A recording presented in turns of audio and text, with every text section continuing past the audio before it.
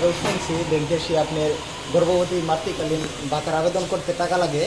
পরে আমি এখানে আবেদন করতে আসি, আবেদন করে ভাইয়ের কাছে যখন বলি আবেদন করার শেষে আমি অনলাইন কপিটা ভাইয়ের কাছে চাই, আমাকে বললো যে অনলাইন কপি দেওয়া যাবে না।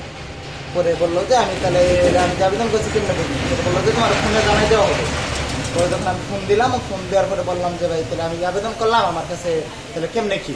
পরে বললো যে তোর আবেদন করছে, আবেদনের কার্ড সম্পূর্ণ হবো, সবার কাছ থেকে 7,000 করে টাকা নেই, তুই 5,000 টাকা দিলে তোর কার্ড কনফার্ম। আমি বললাম টাকা দেওয়ার পরে যদি কার্ড কনফার্ম না হয় তাহলে কেমনি কি। তোর বললো যে টাকা দেওয়ার পরে যদি কার্ড কনফার্ম না হয় সেক্ষেত্রে আমার টাকা ব্যাক দিতে চাইছি। তুই আমার কার্ড কনফার্ম হওয়ার কি এখানে কিভাবে বলে আমি গতকাল আসছিলাম, গতকাল আসার পরে টাকা দিচ্ছি, টাকা যে আপনার কোন খাতে ব্যয় করে এই প্রুফটা আমি চাইছি। তারপরে ওনারা কিছু বলতে পারে নাই।